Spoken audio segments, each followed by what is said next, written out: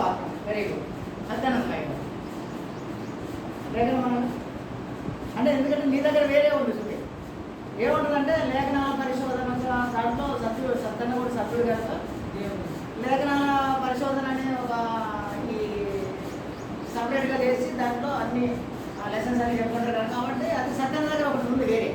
సరే అయినా same sir skip నీ ఆలోచన మార్చేస్తాను. ఈరోజు స్క్రిప్చర్ స్క్రిప్చర్ స్క్రిప్చర్ అంటే ఇంగ్లీష్లో కాదు. తెలుగులో లేఖనం అంటే ఏంటి? దాన్ని నేను ట్రాన్స్లేషన్ పదానికి అర్థం అడగట్లేదు. అసలు లేఖనం అంటే క్రీస్తుని కూర్చొని చెప్పింది.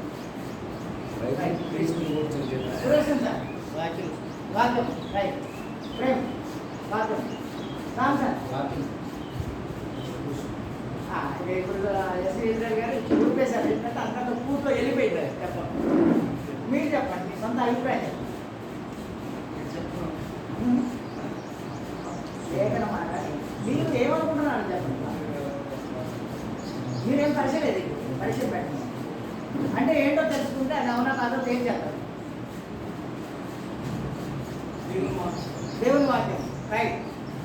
రమేష్ గారు లేఖనం అనగా దేవుడు రైట్. ఆశీర్వాద్ అన్న ఎట్లాగో ఆశీర్వాదం దగ్గర నాకు పెద్ద వివాదమే జరుగుతుంది కాబట్టి దీన్ని తేల్చేస్తారు. జరగబోయే యేసు గురించి జరగబోయే చెప్పబడింది. రైట్. బాలకృష్ణ గారు వాక్యం అంతేనా? రైట్. సూర్య వాక్యం వాక్యం. రమేష్ అన్న దేవుని మాట మాట.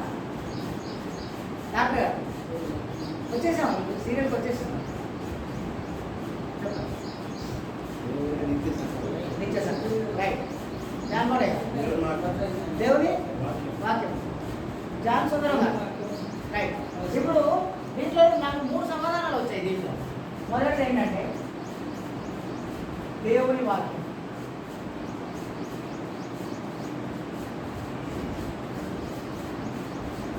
రెండు దేవుని మాట. 3 క్రీస్తును గురించిన మాట.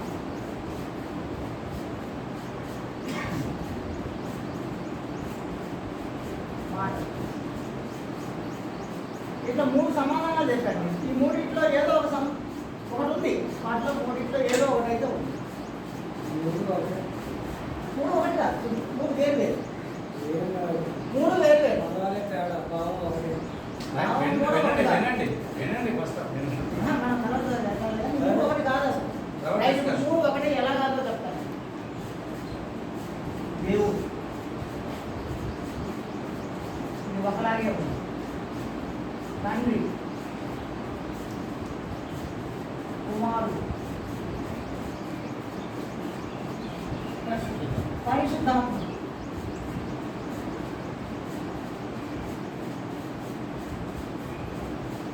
దీన్ని చెప్పాల్సి వస్తేనో దైవత్వము దేవుడు గాడ్ హెడ్ అన్నారు. కానీ ఇక్కడ ఇది ఈ 3 ఇది కాదు. ఈ 3 తండ్రి దేవుడు ఒకటే. తండ్రి దేవుడు ఒకటే. ఇది ఒకటా? అది కాదు. ఈ వేరే కనపడుతున్నాయి. మరి అప్పుడు ఏంటి ఒకటే కనపడుతుంది? దేవుని వాక్యం అంటే లేఖనాలే. దేవుని మాట అన్నా అదే గ్రంథస్థం. కాదులే. ఇప్పుడు సత్యన్న ఆలోచన ప్రకారం ఏంటంటే 3 ఒకటే. కాదని రుజువు చేస్తానండి ఈరోజు క్లాస్ అయిపోయాడు. మీ ఆలోచన కాదని.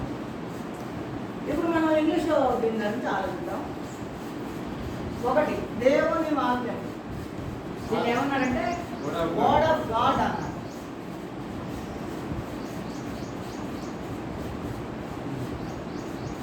2 దేవుని మాట. స్టాండ్ కూర్చుని ఈ స్టాండ్ లేఖనం అని అంటే అర్థం మీ అయిపోయింది కదా. మిమ్మల్ని అడిగిన దాటలేదు కానీ మళ్ళీ ఇప్పుడు మీకు 2వ రౌండ్ లేదు. ఫస్ట్ రౌండ్ అందరిని అడిగినా తర్వాత లెసన్లోకి వెళ్తున్నా. మళ్ళీ మీరు కొత్త చెప్తే ఇప్పుడు నేను తర్వాత లెసన్ అంతా అయిపోయినాక తీసుకుంటాను. మళ్ళీ లాస్ట్ లెసన్ అయిపోయిన తర్వాత ఇప్పుడు ఇది దేవుని మాట అన్నారు. దేవుని వాక్యం అన్నారు. దేవుని మాట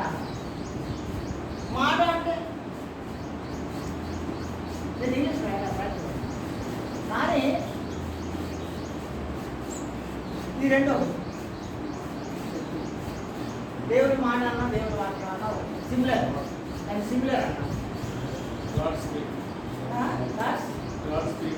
మాట అంటే శబ్దం సార్. God speak అన్నా. దేవుని మాట అంటే God speak. వేరే నాకు Telugu English Word of God అన్నా. అది కాదు కావాల్సింది. మాట అంటే శబ్దం. స్పీకింగ్ ఆఫ్ గాడ్, అదేనా మీకు చెప్పింది. ఇది మూడోది క్రీస్తు గురించి.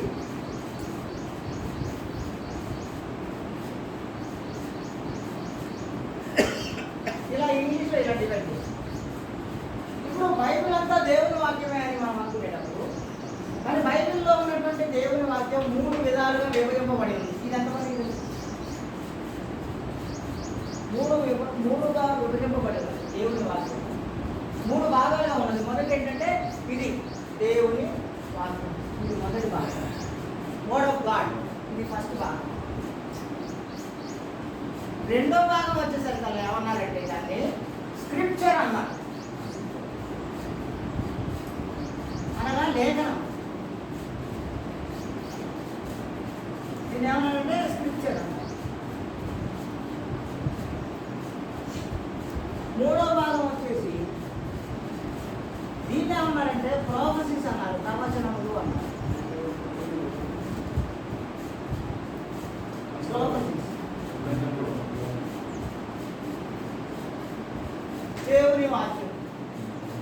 Word of God.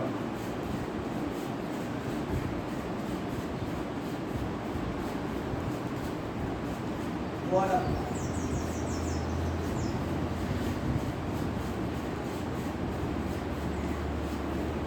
బైబిల్ గ్రంథంలో ఉన్నటువంటి బైబిల్లో ఉన్నటువంటి ఆది కాండం నుంచి మొదలుకొని ప్రకటన గ్రంథం వరకు ఉన్నటువంటి వాక్య భాగాన్ని ఈ 66 పుస్తకాలని 3గా విడగొట్టబడి ఉన్నాయి. ఇది తెలుసుకోగలగాలి. ఫస్ట్ ఆఫ్ ఆల్ ఏంటంటే బైబిల్ అంతా సమానంలాగా ఉందని మీరు అందరూ అనుకుంటున్నారు, కానీ అది అలా కాదు. ఇలా 3 భాగాల్లో ఉంది. ఈ 3 కలిపి లేఖనం అంటే మొత్తం దేవుని వాక్యమే, ప్రవచనం అన్నా దేవుని వాక్యమే, దేవుని వాక్యం అన్నా ఇవన్నీ ఒకటి. ఇది కాదు. ఇవన్నీ ఈ 3 వేరు వేరు భాగాల్లో ఉన్నాయి. నేను ఒకసారి చూస్తాను, నా రసంలో ముందు వెళ్ళిపోతాను.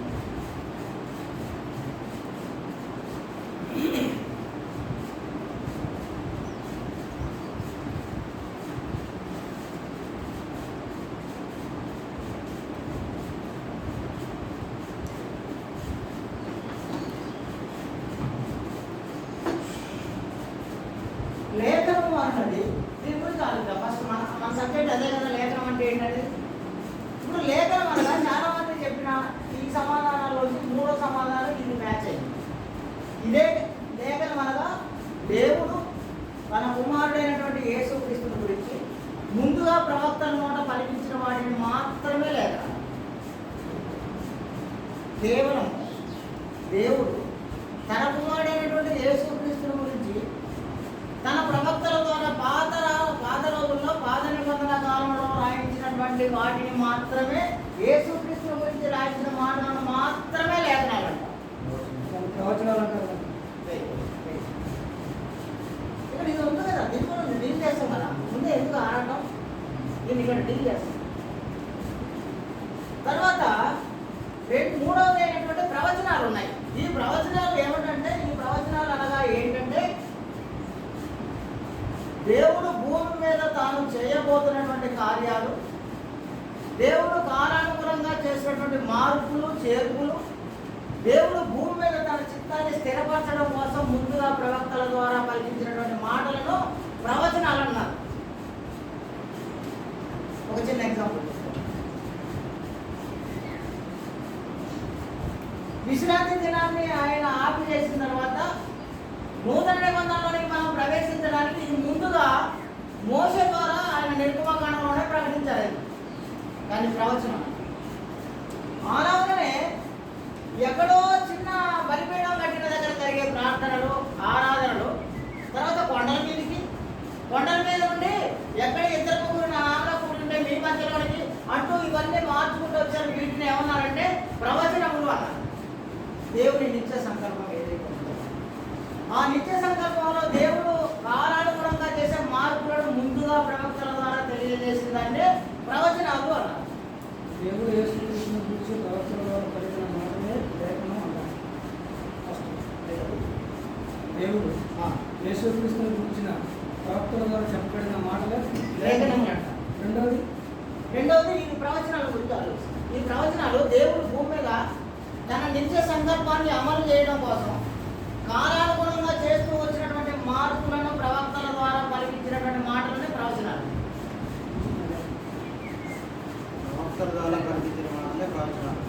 ప్రవక్తల ద్వారా దేవుడు తాను చేయబోతున్నటువంటి పనిని భూమి మీదనే చేయబోతున్నటువంటి పనిని కాలానుగుణంగా మార్చుకుంటూ వచ్చినటువంటి వాటిని ప్రవక్తలతో చెప్పించిన మాటలు మాత్రం ప్రవచనాలు. క్రీస్తు గురించి మాట్లాడిన మాటలు లేఖనాలు అన్నారు. లేఖనం అనగా దేవుడు తన కుమారుడైనటువంటి యేసుక్రీస్తు గురించి చెప్పిన మాట. ఇకపోతే దేవుని వాక్యము అంటే ఏంటంటే సత్యనారాయణ, దేవుని వాక్యము అంటే ఏంటంటే ఇది ప్లస్ జరిగినటువంటి మనుషులందరితో జరిగినటువంటి కార్యాలను మనకు తెలియజేయడం కోసం దేవుడు మాట్లాడినటువంటి దేవుడు ఇచ్చినటువంటి వాక్యం. మొత్తం కలిపితేనే ఇది కలిపితేనే ఇది. దీన్ని దేవుని వాక్యం అన్నారు. ఈ దేవుని వాక్యాన్ని చివరికి వచ్చేసరికల్లా మన కాలం వచ్చేసరికల్లా ఇది యేసుక్రీస్తు అని తీర్చేసి వాళ్ళ వాక్యం నేను వాక్యం దేవుని ఉంటుంది, వాక్యం దేవుడు అనుకుంటూ ఇక్కడికి వచ్చేసరికి ఏం చేశారు దీన్ని. ఇప్పుడు బైబిల్ గ్రంథాన్ని 3 ముక్కల్లో మనం ఒకసారి ఆలోచిస్తాం. 3 ముక్కలు ఒకసారి నేను ఇప్పుడు చెప్పినట్టు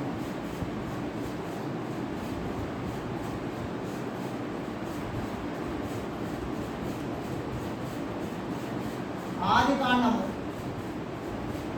మలాకి వరకు ఇది ఒక భాగం. లేఖనం చెప్పారు, ప్రవచనం చెప్పారు. దేవుని వాక్యం అనగా లేఖనములు, ప్రవచనములు, దేవుని నిజంగా అన్ని కలిపినది దేవుని వాక్యం. ఇప్పుడు బైబిల్ గ్రంథాన్ని 3 భాగాలుగా విడగొట్టేస్తున్నాం. ఆది కాండం నుంచి మలాకి వరకు మెస్సియ వస్తాడు, రక్షకుడు వస్తాడు.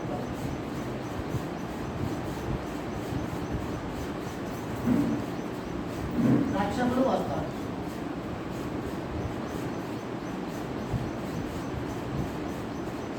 ఆది కాండం నుంచి మలాకి గ్రంథం వరకు మెస్సియ వస్తాడు, రక్షకుడు వస్తాడు అని చెప్పబడ్డాడు.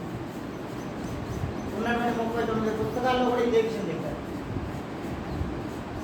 తర్వాత రెండవ మత్తయి యోహాను వరకు అంటే ఈ 4 పుస్తకాలు ఆయన వచ్చాడు, ఆయనే యేసు అని చెప్పారు.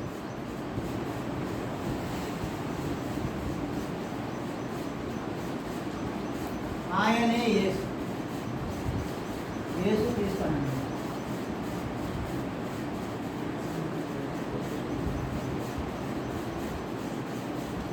మళ్ళీ అపోస్తల కార్యాల దగ్గర నుంచి 3వది ప్రకటన వరకు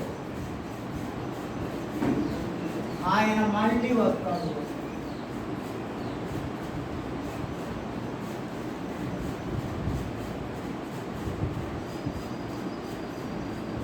బైబిల్ని 3 భాగాలుగా విడగొట్టినాం.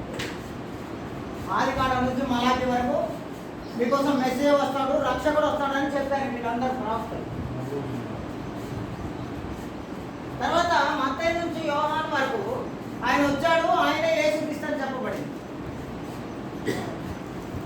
ఆ తర్వాత అపోస్తల కార్యాలు ఆయన తిరిగి పైకి పెట్టిపోయిన తర్వాత నుంచి మొదలుపెట్టి, ఓ గలతీయులారా మీరు ఎందుకు పైకి తల ఎత్తి చూస్తున్నారు, మీరు ఇప్పుడు ఏ విధంగా అయితే ఆయన పరలోకానికి చేర్చబడి దేవుడి కృపార్శనానికి హెచ్చబడ్డాడో మీరు అలాగే చూస్తుండగానే ఆయన మళ్ళీ వస్తాడు అని చెప్తారు. అక్కడి నుంచి మొదలుపెట్టి ఇదిగో నేను త్వరగా వస్తున్నాను అన్నట్టు చివరి వరకు వచ్చేసరికల్లా ప్రకటన గ్రంథం వరకు కూడా ఆయన మళ్ళీ వస్తాడని చెప్పారు.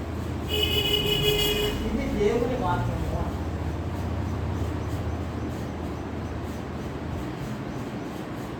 ఈ మొత్తం సారాంశమే దేవుడు. ఇప్పుడు మనం మన సబ్జెక్ట్ ఏంటంటే లేఖనం అనగానేమి, ఇది సబ్జెక్ట్ మనకి. మీకోసం అవసరం అంటే ఈ మెటీరియల్ అంతా, ఈ రా మెటీరియల్ అంతా ఇస్తున్నాను నేను. మన సబ్జెక్ట్ ఏంటంటే లేఖనము అనగా ఏమి.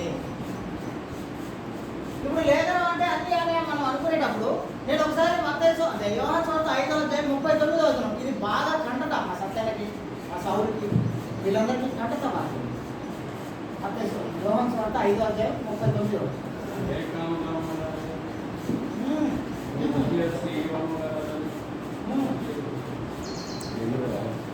వెళ్ళిపోదాం. వాక్యాన్ని మనం ధ్యానం చేయడానికి ప్రయత్నం చేద్దాం. ఇది వైరాజ మిషన్ క్లాసెస్ అంటేనే మీకు అది. నాకు ఎప్పుడు ఒక గొప్ప ధైర్యం. ఈ మాటను నేను ఇలాగా ఉపయోగించి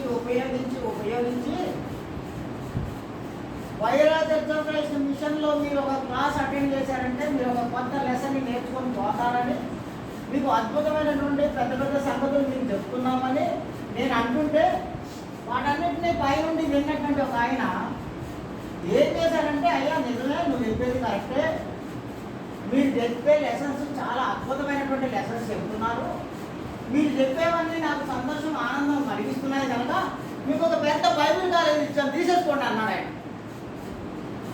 ఆయన దేవుడు. మనం చెప్తున్నటువంటి లెసన్స్ అంటే దేవుడు మెచ్చారు కనుక మనం మామూలుగా మళ్ళీ మొదటికి వచ్చి 66 పుస్తకాలు ఉన్నాయి, పాత నిబంధనలు 39 ఉన్నాయి, కొత్త నిబంధనలు 27 ఉన్నాయి, 2 నిబంధనలు ఉన్నాయి, 3 యుగాలు ఉన్నాయి, 15 కాలాలు ఉన్నాయని ఇలాంటి మొదటికి వెళ్ళి మళ్ళీ ప్రాథమిక సూత్రాల గురించి మనం ఎప్పుడు క్లాసులు చెప్పాం. కాబట్టి మనం చెప్పే స్టడీస్ అన్ని హైయర్ స్టడీసే చెప్తున్నాం కనుక మనం చెప్పేదంతా దేవుడు మెచ్చడం ద్వారా ఏం చేశారంటే మనకు ఒక బైబిల్ కాలేజ్ మొన్ననే 2వ తారీఖు మనం ఏం చేయొచ్చాము తెలుసా? ఆ కాలేజ్ ద్వారా బీడీహెచ్ ట్రైనింగ్ చేసి బ్యాచిలర్ స్టడీస్ సర్టిఫికేట్స్ మన పేరు మీద మన సంతకం మీద చేశాడు. మాస్టర్ ఆఫ్ థియాలజీ అని ఎంటీహెచ్ సర్టిఫికేట్లు మనం మన పేరు మీద మన సంతకం పెట్టి ఇవ్వచ్చని మనకు ఆథరైజేషన్ ఇచ్చారు, అప్లికేషన్ ఇచ్చారు మొన్ననే. మీరు ఎవరు చాలామంది అటెండ్ చేయలే, అది మీ దురదృష్టం అంతే. మేము చాలామందిని పిలిచాం, పోయిసారి క్లాస్ ఉంటాం చేయలేకుండా అని అడిగింది కారణం ఏంటంటే చేయలేకున్న వాళ్ళలో ఎవరెవరు రాలేదో తెలుసుకుందాం, నేర్చుకోవాలండి. మరి అప్పుడు చెప్పిన మరి మీరందరూ రావాల్సిందే. మన వైరాజ ప్రయత్నించాలో మనం ఏం చేస్తున్నామో మీకే తెలియకపోతే మనకి దేవుడు ఏమంత పెద్ద ఘనత ఇచ్చారో మన గురించి బయట సమాజం ఏమనుకుంటుందో ముందు మనం తెలుసుకోలేకపోతే అందుకోసం రమ్మన్నా నేను. ఇప్పుడు మనకు ముందున్నటువంటి వాక్య భాగం ఏంటంటే మనం తెలుసుకోవాల్సినటువంటి విషయం ఏంటంటే లేఖనం అనగానేమి. యోహాను సువార్త 5వ అధ్యాయం 39. ఇప్పుడు లేఖనములందు సత్యాన్ని ఉన్నాయి కదా బైక్ లేదా రైట్ ఒక తీసిచ్చారు కదా. లేఖనములందు నిత్య జీవము గలదని తలంచుతూ వాటిని మీరు పరిశోధించుతున్నారు. అదే ఎవరు చెప్తున్నారు ఈ మాట? ఎవరు చెప్తారు? డాక్టర్ ఎవరు చెప్తున్నారు ఈ మాట? యేసుక్రీస్తు చెప్తున్నారు. ఏం చెప్తున్నారంటే లేఖనాలు ఏం చేస్తున్నాయంట? లేఖనంలో నిత్యజీవం ఉందని తలంచి మీరు అందరూ పరిశోధిస్తున్నారు కదా ఆ లేఖనాలను. ఇప్పుడు ఆ లేఖనాలు ఏం చేస్తున్నాయట? ఎవరి గురించి సాక్ష్యం ఇస్తున్నాయట? యేసుక్రీస్తు గురించి సాక్ష్యం.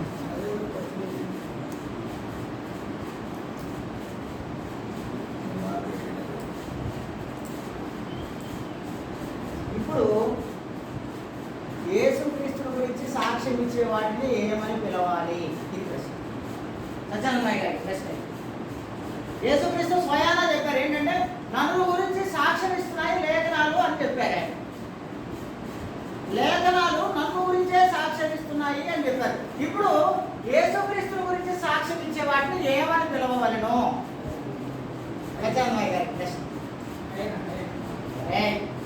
సత్యానందయ్య గారికి ఇప్పుడు డౌట్ బాగుంది. సత్యానందయ్య గారికి చాలా డౌట్ ఉంది. రైట్, దీన్ని ఇలా పెట్టుకోండి. ఈ ఒక్కదంతని మనం ఏం చేసిన మనం అనుకోగలం. దయచేసి రోమాపత్రిక 1వ అధ్యాయం తీయండి.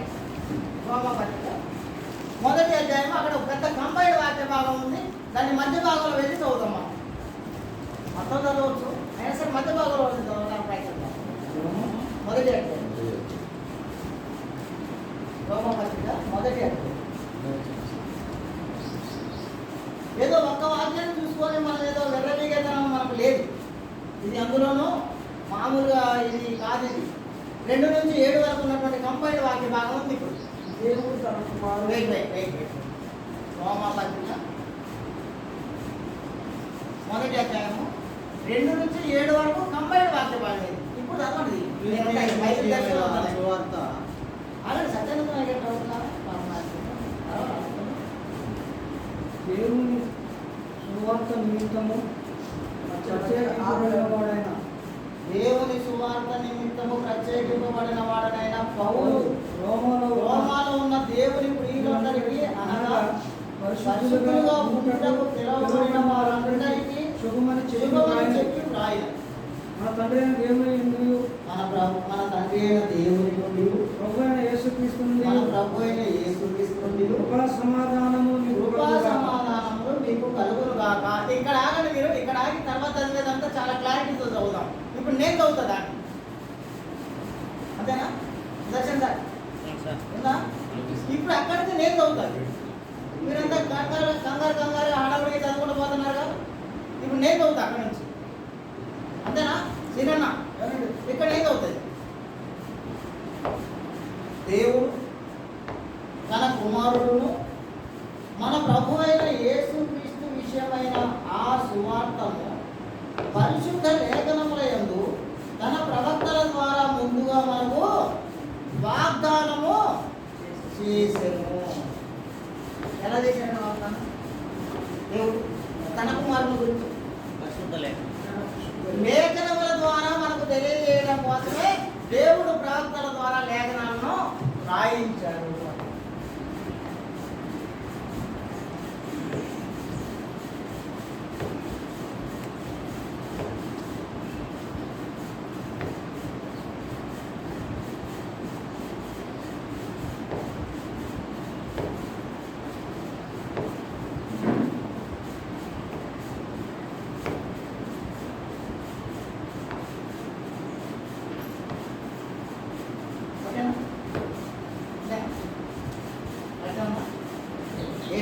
దిగినటువంటి శిష్యుడు అయినటువంటి యోహాను గారు చెప్పారు. ఇక్కడ లేఖనం అంటే ఏంటంటే యేసుప్రభు చెప్పిన మాటని ఆయన ఉండకించి యేసుప్రభు చెప్పిన మాట రాశాడు. ఏంటంటే యేసుప్రభు స్వయాన్ని ఏం చెప్పాడంటే నన్ను గురించి సాక్ష్యం ఇచ్చే వాటిని లేఖనము అని చెప్పాడు. అలాగే ఇక్కడ వచ్చిన పౌలు గారు ఏం చెప్తారంటే యేసుక్రీస్తు గురించి తండ్రి అయినటువంటి దేవుడు ప్రవక్తల ద్వారా వారికి ఇచ్చిన పరిశుద్ధమైనటువంటి లేఖనములు అని చెప్తున్నారు.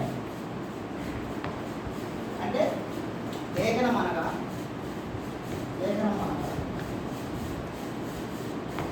తండ్రి అయినటువంటి దేవుడు తన కుమారుని గురించి ముందుగా ప్రవక్తల ద్వారా రాయించిన మాటలను మాత్రమే లేఖనములు అంటారు. రైట్. ఇప్పుడు బైబిల్ గ్రంథంలో లేఖనం అనే పదం ఎన్ని చోట్ల ఉన్నాయో ఒకసారి మీకు అంతా ఆన్లైన్ అయింది అందరికీ. ఇప్పుడు దాన్ని యాప్స్ వచ్చేసి ఒకసారి లేఖనం అని కొట్టగానే అది ఏ పాట నుంచి ఎక్కడి నుంచి ఎక్కడ దాకా ఉన్నాయో మా పాకిస్తాన్ గారు నేర్పారు. వాటిని ఎట్లా చెక్ చేసుకోవాలి? మీరు ఇంటికి వెళ్ళి ఆ యాప్ ఓపెన్ చేసి లేఖనము అనే ఒక మాటని తెలుగులో టైప్ చేసి దాన్ని సెర్చ్ చేయండి. ఇప్పుడు లేఖనం అని వచ్చే ప్రతి లేఖనం గురించి నేను చెప్తాను. మీరు లేఖనం అనే దాని గురించి ఆ లేఖనంలో ఏముందో చెప్తాడు. మీకు అది ఎవరి గురించి రాయబడిందో మీరు చేసుకుని వెళ్ళిపోండి ఇక్కడ నుంచి. సరే, ఇప్పుడు స్క్రీన్ సార్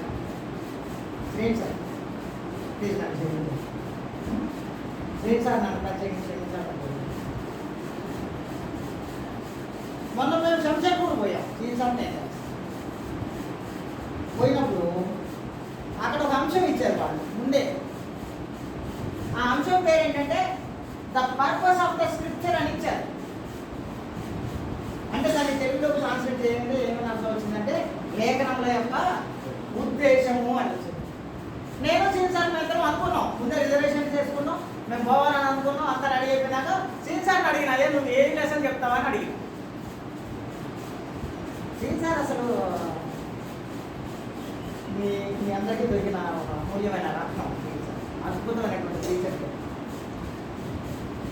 ఎంత పేజీ లెసన్ రాశాను. నేను అడిగినప్పుడు లేఖనం అనగా ఏంటి సార్ అని అడిగిన. నాకు కూడా అంతకుముందు తెలియదు. నాకు కూడా తెలియదు సుమే. నేను ఏదో పెద్ద పొగరబోతనంతో మీ మధ్య నిలబడ్డా. నాకు కూడా తెలియదు అసలు లేఖనం అంటే అంత బయటకి అనుకుంటున్నాను నేను కూడా. కానీ అక్కడ మేము లెసన్ తయారు చేయడానికి నేను ఎప్పుడైతే కూర్చున్నానో 3 రోజుల ముందు నేను అక్కడ మేము పోయి చెప్పాల్సినటువంటి లెసన్ కోసం మేము ఇక్కడ హోంవర్క్ చేస్తున్నా.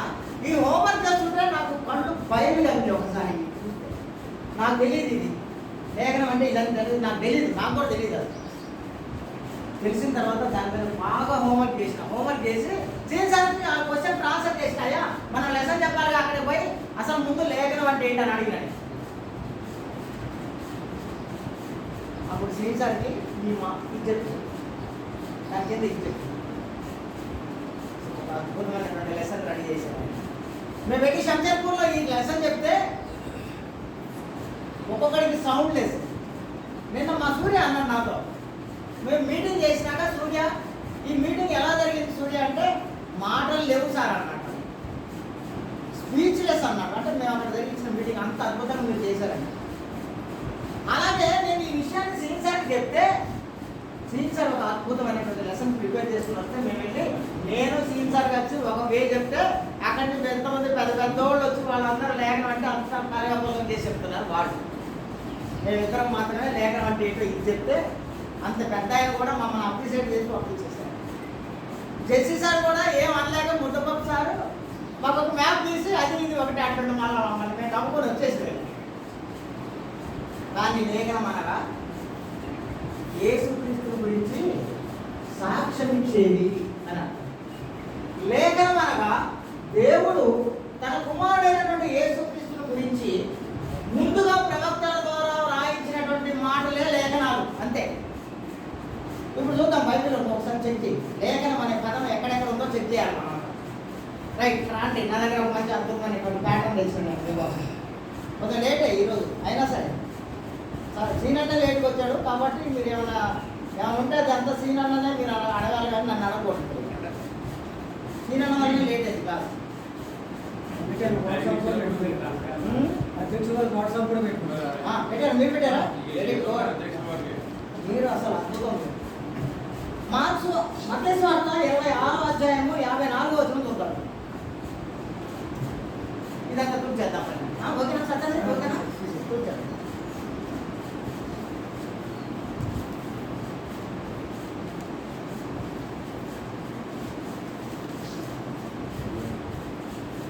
మత్తయి సువార్త 26వ అధ్యాయం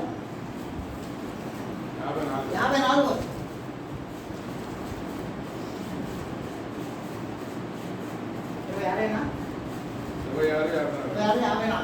ఏముందో చదవండి ఒకసారి. చదవండి ఏముందా? నేను వేడుకొని ఎడల ఈలాగు జరగవలెను లేఖనము ఎలాగు నెరవేరునని అతనితో చెప్పాను. ఏమన్నారంటే ఒకవేళ నేను వేడుకుంటే ఇదంతా వేస్ట్ అయిపోయింది, ఈ లేఖనం నెరవేరదు. ఇప్పుడు ఒకవేళ నేను వేడుకుంటే ఈ లేఖనం ఎలా నెరవేరింది అన్నారు. కానీ 50 రోజులు ఉన్నారు. ఏముంది? ఈ సమయం నేను నా తండ్రిని వేడుకొనలేనని నువ్వు అనుకుంటున్నావా? ఒకవేళ నేను వేడుకొని నేడలా 12 సేనా వ్యూహాన్ని దేవుడు పంపడని నువ్వు అనుకుంటున్నావా అని పేరుతో అని ఆ తర్వాత ఏమన్నారంటే మరి నేను ఒకవేళ అలా వేడుకుంటే ఈ లేఖనం ఎలా నెరవేరాలి అన్నాడు. లేఖనము మరి అదేలా నెరవేరాలి అంటే ఆ లేఖనము ఏమి రాయబడింది? ఈయన హింస పొందాలి, దాన్ని పట్టుబడాలి, హింస పొందాలి. ఇదేగా రాసింది బాలకృష్ణ గారు. అంతేనా? ఒకసారి నేను వెళ్ళిపోతాను. నేను అన్ని పట్టుకొచ్చాను. నేను మీకోసం పెద్ద పెద్ద పేపర్ల నిండా పట్టుకొచ్చాను. యెషయా గ్రంథం 50వ అధ్యాయం 6వ వచనం తిరిగి సమాంతరం. యెషయా గ్రంథము 50వ అధ్యాయము 6వ వచనం. జకర్యా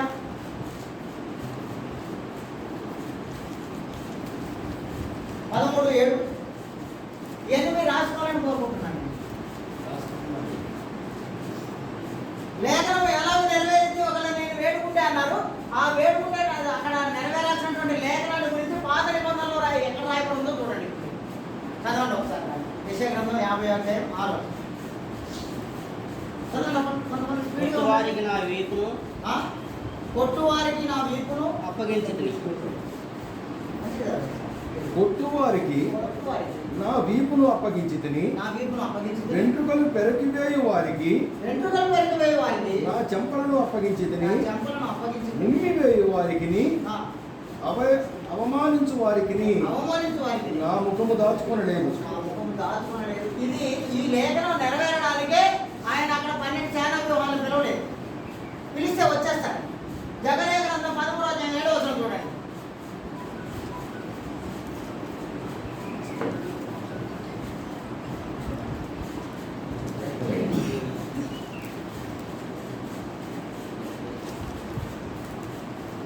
చదవండి. జగనే గ్రంథం ఎక్కడ ఉందో దొరకట్లేదా మీకు? సుదర్శన్ సార్ దొరకట్లేదా? దొరికింది సార్. పెద్ద పిక్చర్ ఖడ్గమా సార్ నా కళ్ళు డిపెండ్ సార్ ఒకటే. ఖడ్గమా ఖడ్గమ్మ నా గొర్రెల కాపరి మీదను నా గొర్రెల కాపరి మీదను నా సహకారి మీదను నా పడుము. సహకారి మీదను పడుము. ఇదే సైన్యములకు అధిపతియగు ఇదే యెహోవా వాక్కు. సైన్యములకు అధిపతియగు యెహోవా వాక్కు. గొర్రెలు చెదిరిపోవునట్లు గొర్రెలు చెదిరిపోవునట్లు కాపరిని హతము చేయుము. కాపరిని హతము చేయుము. చిన్నవారి మీద చిన్నవారి మీద నేను నేను నా హస్తం ఉంచుదును. నా హస్తం ఉంచెదను. ఈ ఇదే లేఖనం యెహోవా నెరవేరాలి వాక్కు. కాబట్టి గొర్రెల కాపరిని కొట్టాలని ఆయన పట్టుకొని హింసించాలనేది లేఖనాలు ముందే ఉన్నాయి కనుక ఈ లేఖనం నెరవేరడం కోసం యేసుప్రభు ఏం చేశారంటే ఇప్పుడు పైన ఉన్నటువంటి 12 సేనా వ్యూహాలను పిలవలేదు ఆయన. ఒకవేళ వాళ్ళని పిలిస్తే ఈ లేఖనం ఎలా నెరవేరితే అని అడిగారు. ఇప్పుడు లేఖనం అంటే ఎవరి గురించి రాయబడింది? ఎందుకు వచ్చేద్దాం మళ్ళీ మార్చి 10వ అధ్యాయం 10వ వచనంలో వచ్చారు.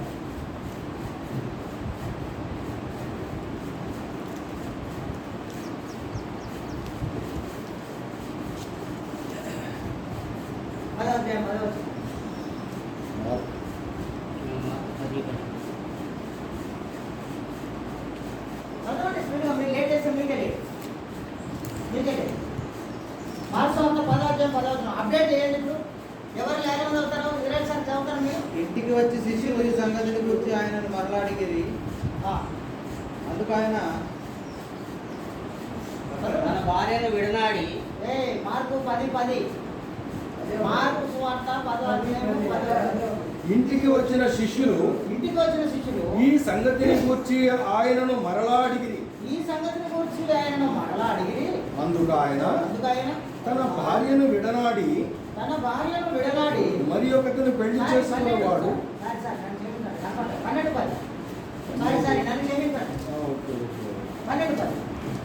ఇల్లు కట్టువారు నిరాకరించిన రాయి మూలకు తలరాయి ఆయను. తలరాయి ఆయను అనే ఒక లేఖనాన్ని గురించి చెప్తున్నాను. ఇల్లు కట్టువారిని చేరుకున్న రాయి మూలకు తలరాయి ఆయనని ఈ లేఖనాన్ని ఎత్తి చెప్తున్నారు. ఈ లేఖనం దేవుడు ఎప్పుడు రాయించారు, ఎవరితో రాయించారంటే కీర్తన గ్రంథం 118వ అధ్యాయంలో 22-23 వచనంలో రాయించారు దేవుడు. ఆ లేఖనం ఇక్కడ నెరవేరడం కొరకు ఈయన చెప్తున్నారు. ఈ లేఖనము ఉందా? అట్లనే ఉందా? చదవలేకపోతున్నారు.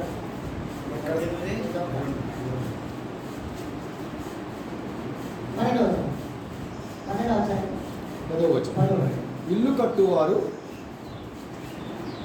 ఇల్లు కట్టువారు నిరాకరించిన రాయి మూలకు తలరాయి ఆయను. మూలకు తలరాయి ఆయను. ఇది ప్రభువు వలన కలిగెను. ఇది మన కన్నులకు ఆశ్చర్యమను లేఖనము మీరు చదవలేదా అన్నాడు. ఈ లేఖనాన్ని మీరు చదవలేదా అన్నాడు. ఏంటట లేఖనము? ఇల్లు కట్టువారు నిషేధించిన రాయి మూలకు తలరాయి ఆయను.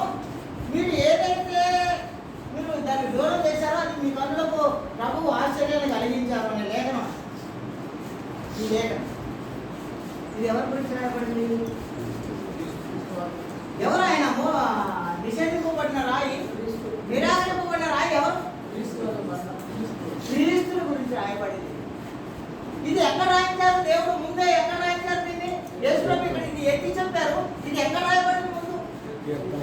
కీర్తనల గ్రంథము 118వ అధ్యాయము 22-23 ఉన్నది. నోట్ చేసుకోండి, ఇంటికి చదవంటారు. ఒక 20-17 దేవాకి ఉండటండి. మనం అంతా సర్చ్ చేయలేదు. మనం అంతా మీరందరూ టీచర్స్ కనుక మీకు అప్డేట్ చేయడానికి ఉండండి. బైబిల్లో ఇది ఒకటే కాదు సుమి, అది యెషయా గ్రంథంలో రాయబడింది, ఇంకో చోట రాయబడింది, ఇంకో చోట రాయబడింది, అది కీర్తనలో రాయబడింది, మళ్ళీ ఆ తర్వాత వచ్చేసి ఇక్కడ మత్తయిలో రాయబడింది, మార్కులో రాయబడింది, లూకాలో రాయబడింది, చాలా చోట్ల ఉంది. మనం ఒక్కదాన్ని ఎత్తుకొని మనం అందరూ టీచర్లే కాబట్టి అర్థమైందని చెప్తున్నాం అంతే. చెప్పారు సార్ అది. చాలా చోట్ల ఉంది ఇది, ఈ ప్రవచనం, ఈ లేఖనం ఏదైతే ఉందో చాలా చోట్ల ఉంది. రైట్. ఇప్పుడు లూకాసు వార్త 4వ అధ్యాయంలో 20-21 వచనంలో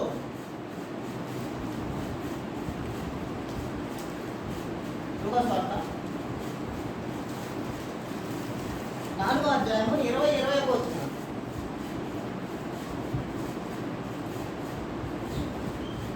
దేవుడు చదవండి. ఆయన గ్రంథము చుట్టి ఆయన గ్రంథం చుట్టి పరిచారకునికిచ్చి కూర్చుండెను. సమాజ మందిరములో ఉన్న వారందరూ ఆయనను తేరి చూడగా ఆయన, నేడు మీ వినికిడిలో ఈ లేఖనము నేడు నెరవేరినది మీ వినికిడిలో ఈ లేఖనం నెరవేరింది అన్నాడు. వారితో చెప్పసాగెను. ఏ లేఖనం నెరవేరిందంటే దాని పైన ఉంది కదా ఒకసారి. 19.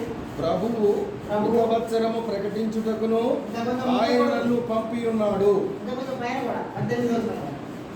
ప్రభువు ఆత్మ నా మీద ఉన్నది, ప్రభువు ఆత్మ నా మీద ఉండెను.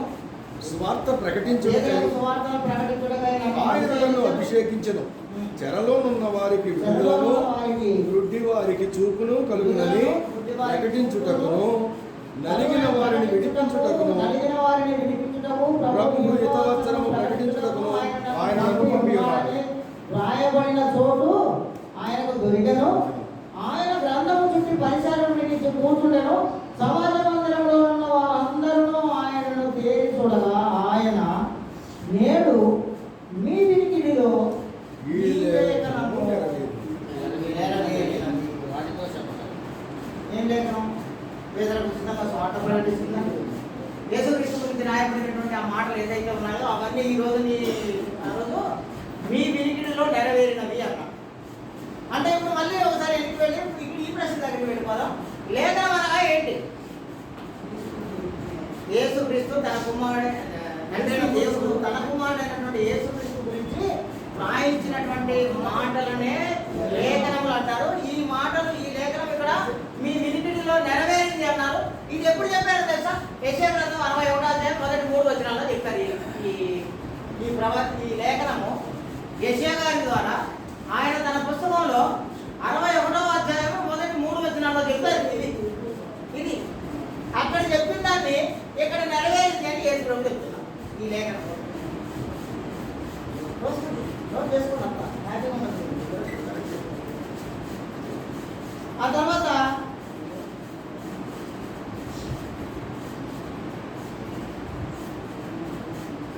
యోహాను సువార్త 7వ అధ్యాయం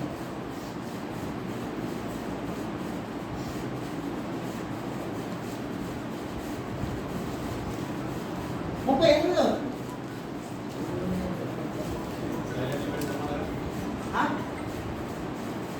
7వ అధ్యాయం 38. ఎవరు ఫోన్ మోగింది? నా యందు విశ్వాసం ఎవరు ఫోన్ ఉంచువాడెవడో మోగింది ఒకసారి చెప్పండి. తీసేయాలి మరి, నేను గుంజ చేసుకుంటా మొబైల్ ఎవరిదా సార్. దీంట్లో ఏమి అది పెద్ద నాకేమి ఒక గొప్ప చిన్న ఏమి ఉండదు. నేను ఇలా చెప్తే పీటర్ సాల్మన్ గారే ఆయన స్విచ్ ఆఫ్ చేసి పెట్టుకున్నాడు మొబైల్.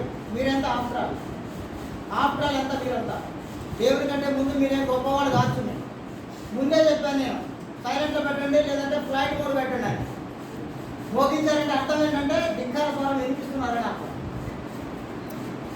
నా యందు విశ్వాసం ఉంచువాడెవడో నా యందు విశ్వాసం ఉంచువాడెవడో లేఖనము చెప్పినట్టు లేఖనము చెప్పినట్టు వాని కడుపులో నుండి వాని కడుపులో నుండి జీవజల నదులు పారునని బిగ్గరగా చెప్పాను. నదులు పారునని బిగ్గరగా లేఖనము నెరవేరునట్లు వాని కడుపులో నుండి జీవజల నదులు పారుతాయి అని యేసు ప్రభువు చెప్పినటువంటి ఈ మాట లేఖనం నెరవేరినట్టు చెప్తే, ఈ లేఖనం ఎక్కడో తెలిసేది? ఎక్కడ చెప్పబడిందో తెలిసేది లేఖనం? యెషయా గ్రంథం 55వ అధ్యాయం 1-5 వచనం.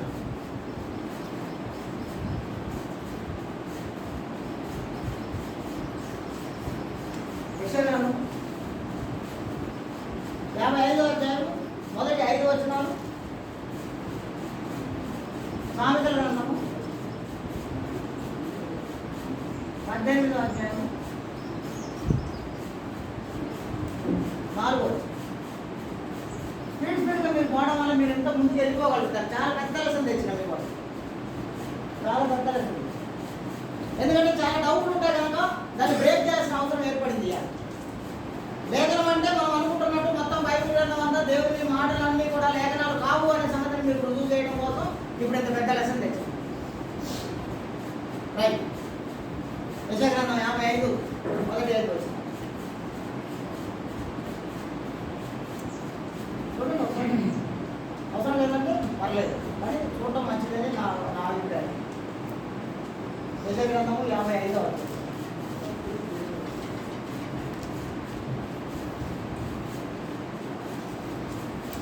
మొదటి 5 తప్పిపోయిన వాళ్ళారా నీళ్ళ యొద్దకు రండి, లోకలు లేని వాళ్ళారా మీరు వచ్చి కొని భోజనం చేయుడి. రండి, లోకలు లేకపోయినను ఏమీ ఇయ్యకనే ద్రాక్షరసమును పాలను కొనుడి. ఆహారము కాని ధరకు మీరేలా రూకలిచ్చెదరు? సంతృష్టి కలగజేయడానికి కొరకు మీ కష్టార్జితమును ఎందుకు వ్యయపరచెదరు? నా మాట జాగ్రత్తగా ఆలోచించి మంచి పదార్థములను భుజించుడి. సారమైన దాని ఎందు అట్లనే సామెతల గ్రంథం 18వ అధ్యాయం 4వ వచనాన్ని కూడా మనం చూద్దాం. సామెతల గ్రంథం 18వ అధ్యాయం 4వ వచనం. మనుషుని నోటి మాటలు లోతు నీటి వంటివి. మనిషిని నోటి మాటలు లోతు నీటి వంటివి, అవి అవి నదీ ప్రవాహము వంటివి, జ్ఞానపు ఊట వంటివి అని యేసుక్రీస్తు గురించి సామెతల గ్రంథంలో రాయబడినటువంటి ఈ లేఖనం. రైట్. నెక్స్ట్ 10వ అధ్యాయం 40 కాదు 7వ అధ్యాయం యోహాను సువార్త 7వ అధ్యాయం 42 వచ్చింది.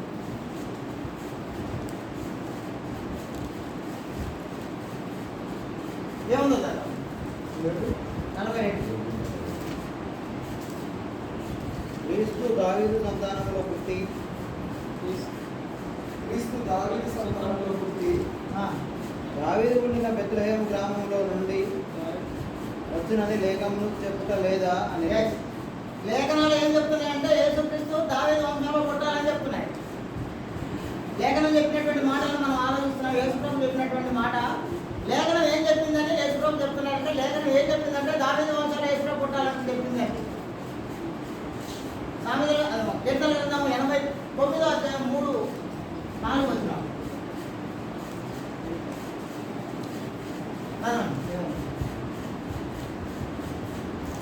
ఇర్మియా గ్రంథం 23:56. కీర్తనలో 89:3-4.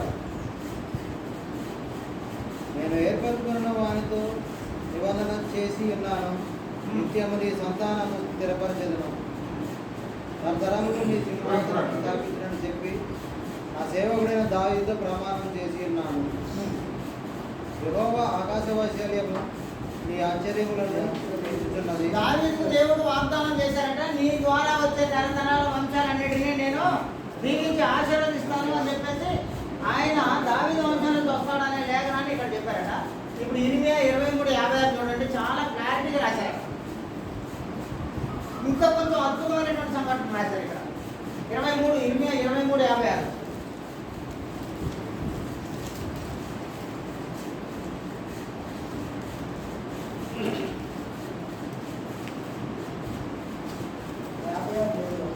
ఆ?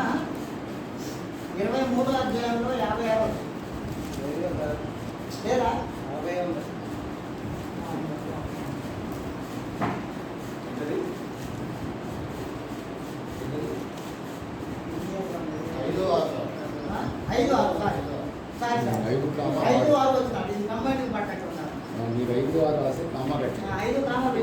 యెహోవా ఇలాగ ఆజ్ఞ ఇచ్చుచున్నాడు, రాబో దినములలో నేను దావీదునకు నీతి చిగురు పుట్టించెను, అతడు రాజై పరిపాలన చేయను, అతడు వివేకంగా నడుచుకొనుచు కార్యం జరిగించును. చిగురు పుట్టించి దావీదు ద్వారా ఇక్కడికి తీసుకొస్తానని చెప్పినటువంటి ప్రవచనం అదే ఈ లేఖనము. ఇక్కడ చెప్పినటువంటి ఈ లేఖనాలు ఇక్కడ నెరవేర్చాను. భూమి మీద నీతి న్యాయములను అంటే మళ్ళీ ఒకసారి నేను ఇవన్నీ తర్వాత నేను ఒకసారి పేరా వరుసగా నేను రాస్తాను, మీరు రాసుకుంటారు. కానీ ఇప్పటి వరకు మీకు అర్థమైంది లేఖనం అంటే దేవుడు తన కుమారుడైనటువంటి యేసుక్రీస్తు గురించి రాయించిన మాటలను మాత్రమే లేఖనాలు అంటారు. దీనికే సాక్ష్యం ఏం చెప్పారంటే ఆయన యోహాను సువార్త 5వ అధ్యాయం 39వ వచనంలో, రోమా పత్రిక 1వ అధ్యాయము 4 నుంచి 6 2 నుంచి 7 వరకు గల వాక్య భాగాలను ఆయన ప్రత్యక్షంగా మనకు సాక్ష్యం ఇచ్చేశారు. యేసుక్రీస్తుని గురించి లేఖనాలు సాక్ష్యం ఇస్తున్నాయి. అదేవిధంగా యేసుక్రీస్తుని బట్టి దేవుడు ప్రవక్తల ద్వారా రాయించి ఇచ్చాడని చెప్పేసి ఇవన్నీ చెప్తున్నాడు. ఇప్పుడు నేను ఇది చెప్పకుండా ఇక్కడ ఆఫ్ చేస్తాను. ఇది ఎన్నోది యోహాను సువార్త 7వ అధ్యాయం దగ్గర ఆపి దాని తర్వాత నేను లాస్ట్ స్పీడ్గా అందిస్తాను మీకు వీటి గురించి. ఇప్పుడు ఏంటంటే మిగతా ఈ లేఖనాలు ఎక్కడ ఉన్నాయి స్పీడ్గా ఇంకా చాలా అసలు అర్థమైపోయింది అనుకున్నాను నేను. బాగానే లెసన్ మీకు అర్థమైంది అనుకుంటాను. లేఖనం అనగా తండ్రి అయినటువంటి దేవుడు తన కుమారుడైనటువంటి యేసుక్రీస్తు గురించి రాయించి ఇచ్చినటువంటి మాటలనే లేఖనాలు అన్నారు. ప్రవక్తల ద్వారా ముందుగా పలికించినటువంటి మాటలనే లేఖనములు అన్నారు. రైట్, ఇప్పుడు ఎక్కడ వచ్చాము? యోహాను సువార్త 10వ అధ్యాయం 34, 35.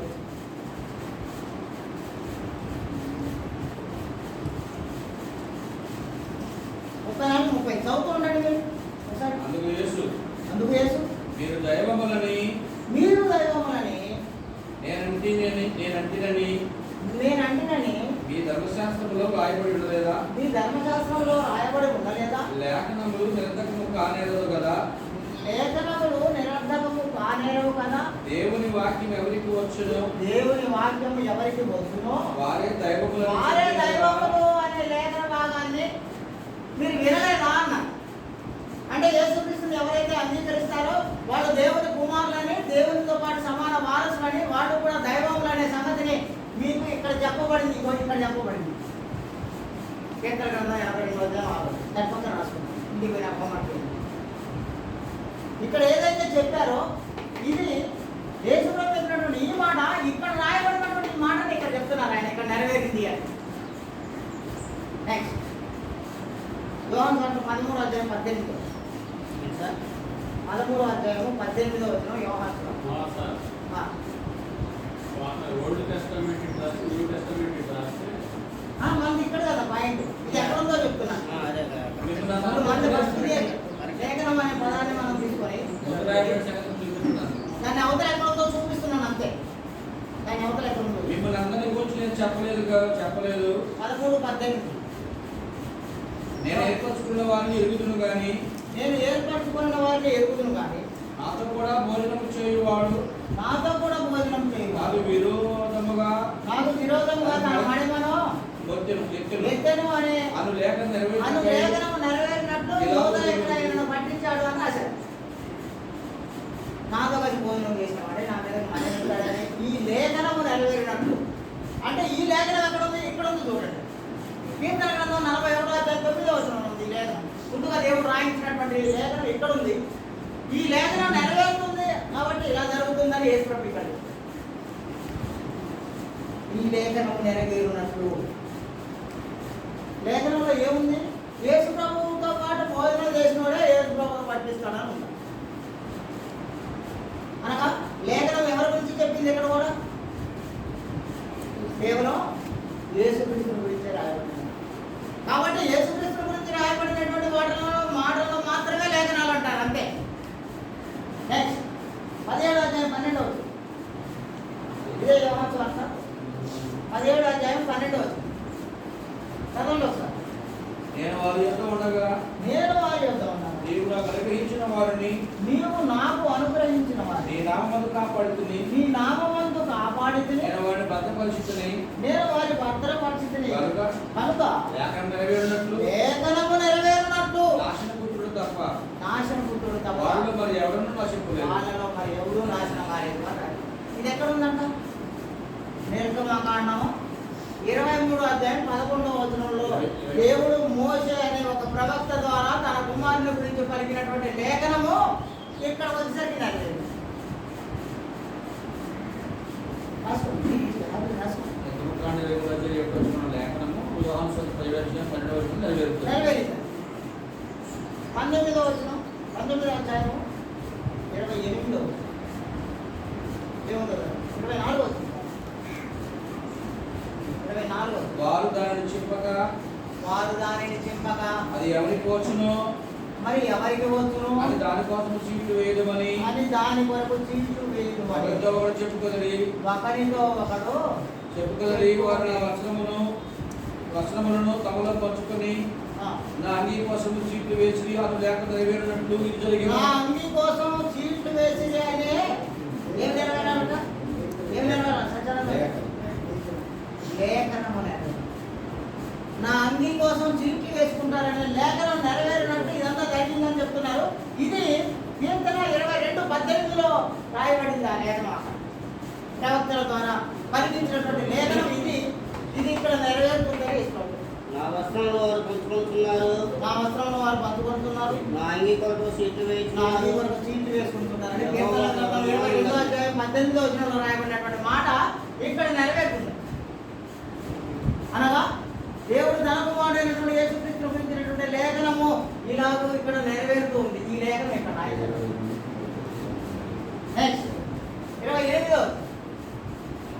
18వ అధ్యాయం 28వ తరువాత సమస్తమును అప్పటికి సమాప్తమైనదని యేసు ఎరిగి సమస్తమును అప్పటికి సమాప్తమైనదని యేసు ఎరిగి లేఖనం నెరవేరినట్లు లేఖనము నెరవేరునట్లు నేను తప్పికొనుచున్నానని నేను తప్పికొనుచున్నాను. ఏం నెరవేరినట్లు? లేఖనము నెరవేరినట్లు. అనగా లేఖనం అనగా మళ్ళీ ఒకసారి వెనక్కి వెళ్ళిపోదాం. లేఖనం అనగా దేవుడు తన కుమారుడైనటువంటి యేసుక్రీస్తు గురించి రాయబడినటువంటి మాటలు. అవి మాత్రమే లేఖనములు. ఈ లేఖనము నెరవేరినట్లు నేను తప్పుకొనుచున్నాను అని ఆయన చెప్పినటువంటి సంగతి.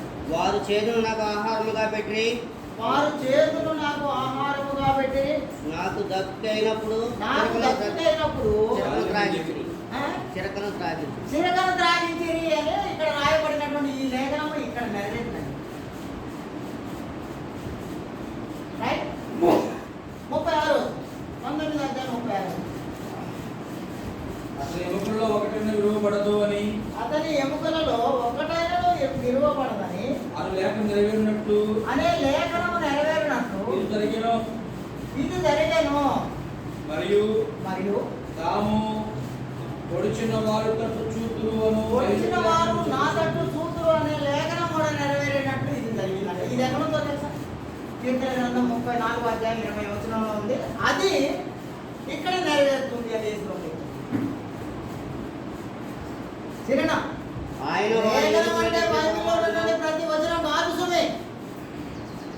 మనం ఇది తెలుసుకోలేకపోవడం వల్ల ఏంటంటే లేఖనం అంటే అంత బైబిల్ అంతా A to Z బైబిల్ అంతా లేఖనమే అని మనం అనుకోవడం వల్ల మనం చేసే బోధలో మనం చెప్పే వాక్యంలో చాలా డిఫరెన్సెస్ వచ్చి బైబిల్ అంతా కిచిడి అయిపోయింది. కిచిడి అంటే మిక్సింగ్ అన్నమాట. కలగా పులగం అనాలి.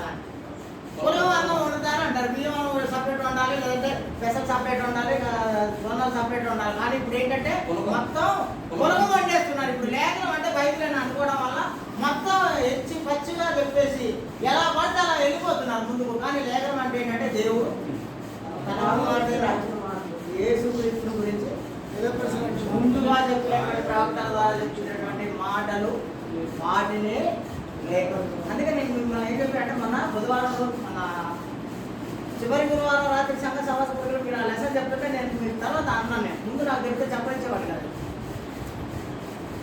సార్, మీరు ఒక వారం ఆగి చెప్తే బాగుండేది అన్న నేను మిమ్మల్ని. అంతే. ఎందుకంటే లేఖనం అంటే బైబిల్ మొత్తం ఆలోచమే. బైబిల్లో 46 పుస్తకాలు లేఖనం ఉన్నవే. అది దేవుని మాటలు, అంతేగాని లేఖనాలు కావాలి. ప్రవచనాలు ఉన్నాయి. ఇంట్రొడక్షన్ ఒక మాట నెరవేరే బైబిల్ 3 భాగాలు అన్న. రక్షకుడు వస్తాడు అని చెప్తుంది, రక్షకుడు వచ్చాడని చెప్తుంది, రక్షకుడు రాబోతున్నాడని చెప్తుంది.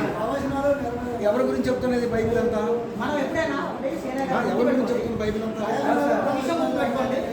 ఎవరైనా సరే ఒక విషయం గుర్తుపెట్టుకోండి. ఒక విషయం గుర్తుపెట్టుకోండి. మీరందరూ ఒక విషయం గుర్తుపెట్టుకోండి. మీరందరూ చాలా పెద్దవాళ్ళు, చాలా మోస్టులు మీరందరూ కావాలంటే చాలా పెద్ద పెద్ద రాసేద్దాం లెసన్స్ సార్. చెప్పిన వాళ్ళే మీరు. ఒక్క విషయం గుర్తుపెట్టుకోండి, ఎందుకు అపోస్తలుడైన పేతురు గారు చేసినటువంటి వాక్యాల్ని ప్రకటించినప్పుడు వారు ఎందుకు మనసులో నొచ్చుకున్నారో తెలవండి ముందు మీరు. అదొకటి మీరు తెలుసుకోగలిగితే చాలు. మీరు చెప్పిన దాన్ని మీరు కవర్ చేసుకోవాలని ఎట్టి పరిస్థితుల్లో ట్రై చేయకండి. అసలు వాక్యం మనం విన్నప్పుడు, అది మన మనసులో ఉన్నప్పుడు, అది తప్పని రుజువైనప్పుడు మార్చేసుకోవాలి మన మనసుని, అంతే. కానీ మనం చెప్పిన దాన్ని కరెక్ట్ అని అనిపించుకోవడం కోసం ఏది పడితే తెచ్చుకోకూడదు. నేను ఆ రోజు చెప్పింది లేఖనము మనకు ఎందుకు ఎవరు ఇవ్వబడింది, లేరుగా మన ఇంటి మీద ఉన్నది, ఆయన కూడా ఉన్నాడు, అంతే. సబ్జెక్ట్ అదే కదా. లేఖనం మనకు ఎందుకు ఇవ్వబడింది అది నేను లేఖనం చెప్పింది. అంటే మొత్తం బైబిల్ కాదని చెప్తున్నాయి. అంటే నేను ఇంట్రడక్షన్లో ఆ మాట చెప్పాను, ఏమని లేఖనము బైబిల్. లేఖనమే అని చెప్పారు. ఇలా బైబిల్. దాన్ని చూపించి లేఖనమే ఇదంతా కదా. లేఖనమే అన్నారు మీరు. అందుకోసం నేను దాన్ని తప్పు పట్టిన, అంతే. ఇదంతా లేఖనం, అంతా లేఖనం. కేవలం దేవుడు తన కుమారుడు గురించి రాయించిన మాటలే లేఖనం. మొత్తం లేఖనం కాదు. లెసన్ కాదు. ఓకే. వాళ్ళు జరగాలనే కదా ఇలాంటి లెసన్స్ చెప్తాను నేను. వాళ్ళు నేనేం జరగాలి. చెప్పాను, లేఖనములలో ప్రయోజనం ఏంటో చెప్పాను, అది చెప్పాను లెసన్. అసలు లేఖనం అంటే మనం ముందు దాని క్లారిటీ లేనప్పుడు వాటి ప్రయోజనాల గురించి ఏం చెప్తాం మనం? ఏదో ఒకటి వాక్యాన్ని తీసుకొని దాని ప్రయోజనం గురించి చెప్పి నేను లేఖనం ప్రయోజనం చెప్పినా ఎలా అనుకుంటాం మనం? అసలు లేఖనం అంటే క్లారిటీ ఉండాలి కదా ఫస్ట్ మనకు. రైట్, 37 వచ్చినాం. యోహాను సువార్త 19:37. అదే మరియు తాము పొడిచిన వారిని తట్టు చూస్తూ ఓకే ఓకే, 33 వచ్చింది కదా. ఇది కీర్తనలో 22వ అధ్యాయం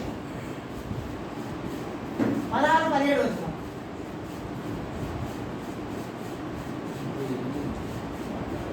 కుక్కలు నన్ను చుట్టుకొని ఉన్నవి, కుక్కలు నన్ను చుట్టుకొని ఉన్నవి, దుర్మార్గులు గుంపు కూడి నన్ను ఆవరించి ఉన్నారు. దుర్మార్గులు గుంపు కూడి నన్ను ఆవరించి ఉన్నారు. వారు నా చేతులను నా పాదములను పొడిచి ఉన్నారు. ఆ, నా ఎముకలను నేను లెక్కింపగలను. ఆ. వారు నిదానించుచు నన్ను వారు నిదానించుతూ నన్ను తేరి తేరి చూస్తున్నారు. నన్ను పొడిచిన వాడు నన్ను చూస్తాడన్న లేఖనము ఇక్కడ ఉన్నటువంటి ఈ లేఖనము ఇక్కడ నెరవేరు. నెక్స్ట్ 20వ అధ్యాయం 9. యోహాను సువార్త 20వ అధ్యాయం 9 వచ్చింది. చదవండి ఒకసారి. యోహాను సువార్త 20వ అధ్యాయం 9. ఆయన మృతులలో నుండి లేచుట అగత్యమని లేఖనము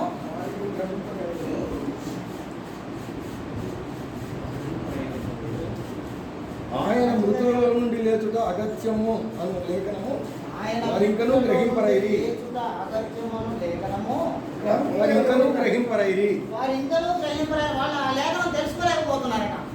ఏంటి? ఆయన మృతులలో నుంచి తిరిగి లేస్తాడనే లేఖనం వాళ్ళు ఇంకా గ్రహించలేకపోతున్నారు. ఇది ఎక్కడుందంటే ఎందుకనగా 16వ అధ్యాయం 10. కీర్తన గ్రంథము 16వ అధ్యాయం 10. ఎందుకనగా ఎందుకనగా నీవు నా ఆత్మను నీవు నా ఆత్మను పాతాళములో విడిచిపెట్టవు, పాతాళములో విడిచిపెట్టవు, నీ నీ పరిస్థితిని కుళ్ళుపట్టనీయవు. నీ పరిశుద్ధిని నీవు కుళ్ళు పట్టనీయవు. జీవ మార్గమును జీవ మార్గము నీవు నాకు తెలియజేసేదవు. నీవు నాకు తెలియజేశావు. నీ సన్నిధిని నీ సన్నిధిని సంపూర్ణ సంతోషం కలదు. నాకు సంపూర్ణ సంతోషం కలగాలి. నీ కుడి చేతిలో ఈ లేఖనము ఇక్కడ లేదు. ఒకసారి అపోస్తలుల కార్యాలు చివరికి వచ్చేస్తూనే ఉంది. అపోస్తలుల కార్యాలు 1వ అధ్యాయం 16. అపోస్తలుల కార్యాలు 1వ అధ్యాయం 16. యేసు పట్టుకొని 1వ అధ్యాయం 16. సహోదరులారా, సహోదరులారా, యోధులు పట్టుకున్న వారికి తెలియదు. యేసును పట్టుకొనిన వారికి త్రోవ చూపిన యూదాను గురించి పరిశుద్ధాత్మ దావీదు ద్వారా పూర్వము పలికిన లేఖనము నెరవేరవలసి ఉండెను అని చెప్తారు.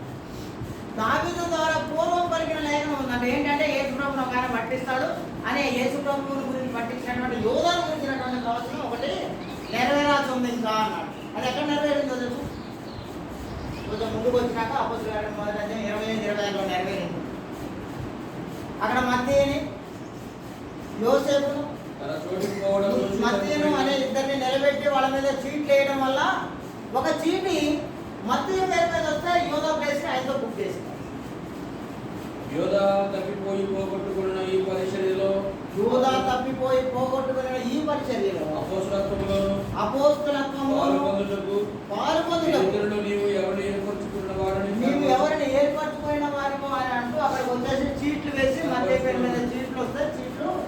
అదే పేరు మీద దాన్ని ఫిలప్ చేసుకోండి. 8:32 వచ్చిన అపోస్తుల కార్యం.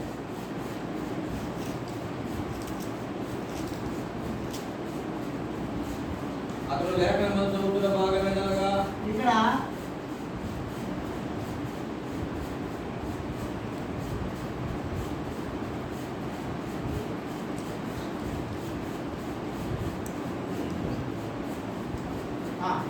ఇప్పుడు ఆయన లేఖన భాగం చదువుతున్నారట.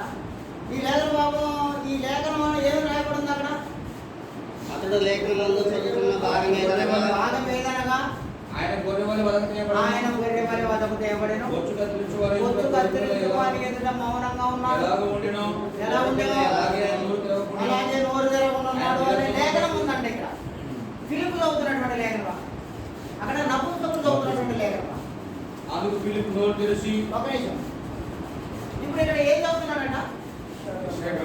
యెషయా గ్రంథంలో ఉన్నటువంటి దాన్ని లేఖనాన్ని చదువుతున్నాడట. ఈ లేఖనం ఏముందంటే, లేఖనం అంటే మళ్ళీ ఏమనుకున్నాం మనం? అంటే దేవుడు తన కుమారుడైనటువంటి యేసుక్రీస్తు గురించి చెప్పిందనే రాయించిందనే కదా మనం అనుకుంటున్నాం.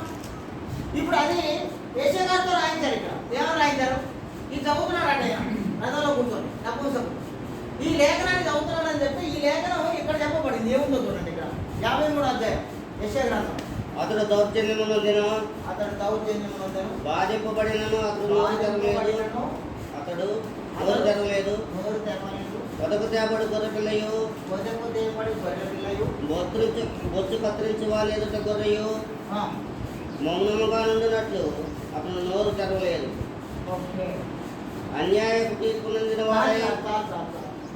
ఇక్కడ ఏదైతే నపుంసకుడు చదువుతున్నాడో ఈ పేర ఎక్కడ రాయబడిందంటే యెషయా గ్రంథంలో 53వ అధ్యాయం 7-8 వచనాల్లో రాయబడింది. ఇప్పుడు 8వ అధ్యాయం 35 వచనం.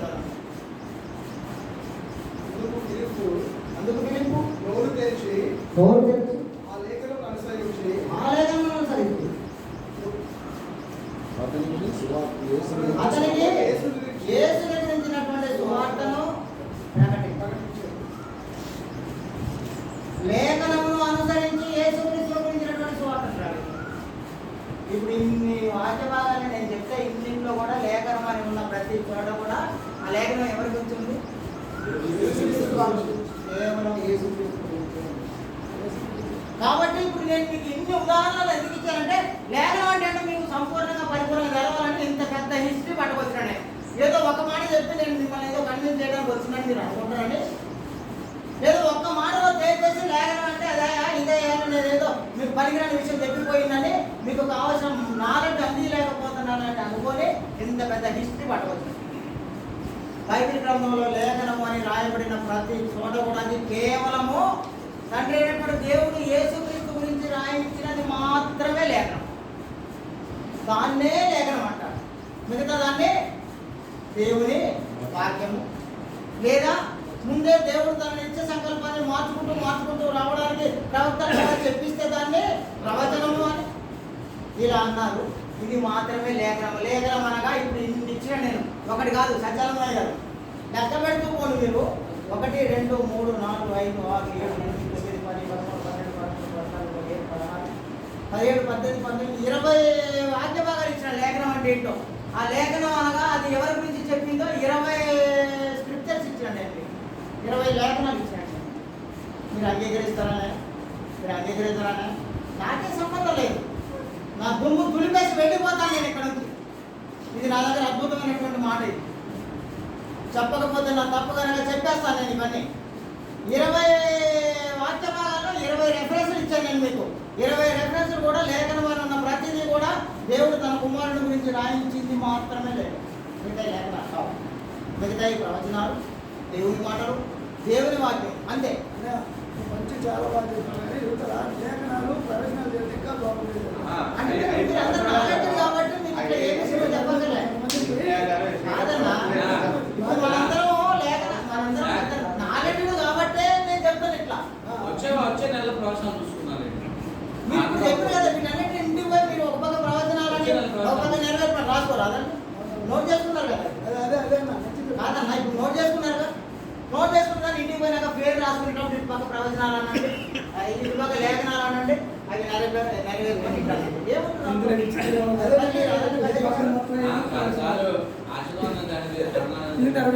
రోమా 10:11 వచ్చేయండి ఇక చివరిలో వచ్చేసి రోమా 10:11 ఐడెంటిటీ కావాలి.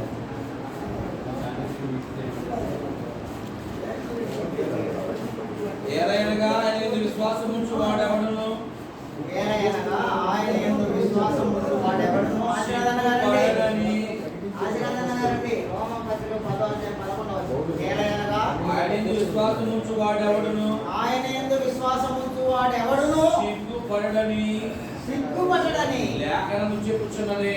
ఏం చెప్తుందంట లేఖనాలు ఏమని చెప్తున్నాడు ఆయన ఏంటంటే ఎవరైనా యేసుక్రీస్తునందు విశ్వాసం ఉంచు వాడు ఎప్పుడు సిగ్గుపడడని ఏం చెప్తుందంటే సత్యనారాయణ గారు లేఖనం చెప్తుందంట.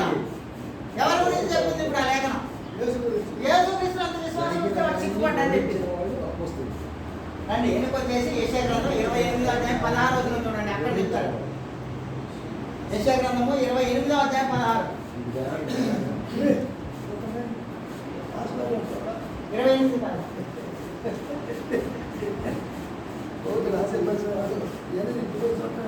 ప్రభువుకు యెహోవా ఇలాగ సెలవిస్తున్నాడు. ప్రభువు యెహోవా ఇలాగ సెలవిస్తున్నాడు. సియోనులో పునాదిగా రాత్రి వేసిన వాడును నేనే. సియోనులో పునాదిగా రాయిని వేసిన వాడను నేనే. అది పరిశోధించబడిన రాయి. ఏం చదువుతున్నారు? 10:11 చదువుతున్నారా? యెషయా గ్రంథము 28:16 చదువుతున్నారా? మరి 28:16 అయ్యారు ఇప్పుడు ఈ చేసిన తర్వాత డౌట్స్ ఉన్నాయా మరి? మీ ఇష్టం. డౌట్ లేకుండా ఎట్లుంటుంది? 28:16 అన్న 28:16 డౌట్స్ ప్రభువు యెహోవా ఎలా సెలవిస్తున్నాడు? సమయానికి యాడ్ యెహోవా ఇలాగ సెలవిస్తున్నాడు. సియోనులో పునాది రాతిని వేసిన వాడును నేనే. అది పరిశోధించబడిన రాయి, అమూల్యమైన తలరాయి, ఆ, బహు స్థిరమైన పునాది అయిన మూలరాయముదే. ఆ. విశ్వసించువాడు కలవరపడును. విశ్వసించువాడు కలవరపడును. ఇక్కడ ఏముంది? ఈ లేఖనం ఏంటి? ఆయన ఏంటి? విశ్వాసం ఉంచువాడు సిగ్గుపడడం. సిగ్గుపడడు అని చెప్పినటువంటి ఈ లేఖనం ఏడు రాశారట. రోమ 10:11 ఇక్కడ రోమ 10:11 దగ్గర ఇది చెప్పింది. ఇక్కడ ఉంది ఇది. ఆయన ఎందుకు విశ్వాసం ఉంచువాడు కలవరపడడు అని చెప్పినటువంటి ఈ లేఖనం ఇక్కడ నెరవేరింది రోమాలు. ఇకపోతే చివరిగా ఏంటంటే మొదటి అధ్యాయం 4వ వచనంలో ఈయన దావీదు వంశంలో పుడతాడు అని చెప్పబడినటువంటి లేఖనాన్ని చివరిగా మనం ఇక్కడ చూసి ముగించాం. దేవుడు తన కుమారుడును అదే రోమ 1:4 అదే దావీదు వంశంలో పుడతాడనే మాట చదవని దేవుడు తన కుమారుడును దేవుడు తన కుమారుడును మన ప్రభు అయిన యేసుక్రీస్తు విషయమై మన ప్రభు అయిన యేసుక్రీస్తు విషయం ఆ సువార్తను పరిశుద్ధ లేఖనముల యందు పరిశుద్ధ లేఖనముల యందు తన ప్రవక్తల ద్వారా ముందు వాగ్దానము చేసెను. యేసుక్రీస్తు శరీరమును బట్టి దావీదు సంతానముగాను మృతులలో నుండి అక్కడ ఆగండి కదా, దాన్ని ఇక్కడే క్లోజ్ చేసి పడేద్దాం. శరీరం బట్టి ఈయన ఎక్కడ పుట్టాలని ఉందంట? ఇది ఎక్కడ ఉందో తెలుసు మీకు? మత్తయి సువార్త 1:1 అదేవిధంగా కొంచెం ఎక్కిపోతే యెషయా మూర్తి నుండి చిగురు పుట్టును అంటూ యెషయా గ్రంథంలో రాయబడినటువంటి మాట దగ్గరను వాటిని ఇక్కడ నెరవేర్చారు. ఇవన్నీ కూడా కేవలం దేవుడు తన కుమారుడు గురించి మాత్రమే రాయించినటువంటి మాటలనే లేఖనాలు లేఖనాలు లేఖనాలు లేఖనాలు అంటూ ఎన్ని ఇచ్చారో ఇవన్నీ లేఖనాలు అనే పదాలతో వచ్చినవే. ఈ లేఖనాలు అనగా యేసుక్రీస్తు గురించి దేవుడు రాయించి ఇచ్చినటువంటి మాటలు మాత్రమే. మిగతావి ఏవి కూడా లేఖనం కాదు. కావాలంటే ఇప్పుడు మీరు యాప్ తీసుకోండి. ఒకటి బీబీఎస్ అనేది ఏంటంటే బీబీఎస్ అనే ఒక యాప్ ఉంటుంది, దాన్ని తీసుకోండి. అక్కడ లేఖనం అనుకోండి, బైబిల్లో ఆ పదం ఎన్ని చోట్ల ఉంటుందో కనపడుతుంది. అన్ని చోట్ల కూడా ఆ వాక్యాన్ని చదవండి. అది ఎవరి కోసం రాశారో చూడండి, జ్ఞానాన్ని నేర్చుకోండి. మీరంతా తెలంగాణ బైబిల్ కాలేజీలో మీరు ఒక అద్భుతమైనటువంటి నాలెడ్జ్ నేర్చుకొని ముందుకు వెళ్ళిపోయి సమాజంలో అనేక ఆత్మలను రక్షించండి, కాపాడండి. దేవుడు మీ అందరికీ దీవించాలి. 51 ఎన్నిసార్లు? 51 51 సార్లు ఉందంట. మీరు వెళ్ళి చూడండి దాన్ని 51 సార్లు కూడా ప్రతిసారి కూడా యేసు ప్రభు గురించే రాసిందండి లేఖ. 51 సార్లు బైబిల్ గ్రంథంలో లేఖనం అనే పదం ఉంది. ఈ 51 సార్లు కూడా అది యేసుక్రీస్తు గురించి రాయించిన మాటలే ఉన్నాయి. అది కూడా మత్తయి సువార్త నుండే ఉండే. ఇంత నుంచి లేదా? ఆ? ఇంత నుంచి లేదా? లేవు లేవు సార్, లేవు సార్. ఎక్కడైనా లేఖనం అని ఉంటే అక్కడ యేసు ప్రభు గురించి రాసిన మాటే ఉంది. థ్యాంక్ యూ సీనన్న, మీకు ప్రత్యేకంగా థ్యాంక్ యూ. మీకు కూడా సీన్ సార్, మీకు కూడా ప్రత్యేకంగా వందనా సార్. అంతకంటే అమలు తీసుకున్నారు సార్. అవునా? చెప్పినా ఇంత పెద్ద లెసన్ ఉంది కాబట్టి ఒక లెసన్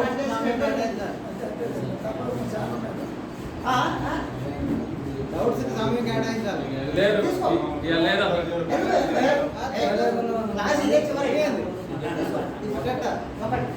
నువ్వు లేట్కి వచ్చి మరి మమ్మల్ని కూడా పనిష్మెంట్ ఇవ్వాలి మా బాబు. కాదు, మరి ఇంత కాదు, అసలు అట్లా కాదు. ఏందా? విని అయ్యగారు తప్పు చెప్పినందుకు పొమ్మంటావా?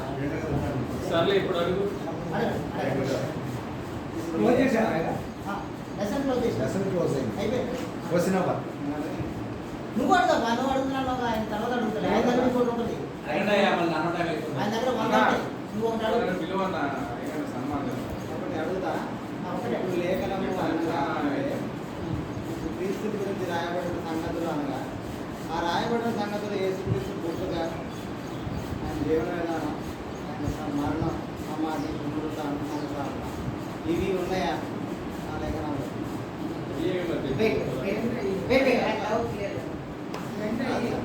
మంది మాట్లాడాలి ఆయనే చెప్తారు. ఏ టు జెడ్ అంటే అర్థం ఏంటంటే ఏ దగ్గర మొదలుపెట్టి B C D F B S I J J S N O P Q S P U P W X Y 26 అక్షరాలు. యేసుక్రీస్తు మళ్ళీ గర్భంలోకి రావడం మొదలుపెట్టారు. ఆయన వస్తాడు. ఆయన తిరిగి దేవుని కుటుంబానికి లైవ్ కట్ చేర్చుకోవాలి. చేయండి. ఇప్పుడు వచ్చిన లైవ్ కట్ చేయండి. మళ్ళీ మనం మాట్లాడుకునే మొత్తం లైవ్ కట్ చేయండి. ఇది ఆపేయి. వచ్చిన అయిపోయింది.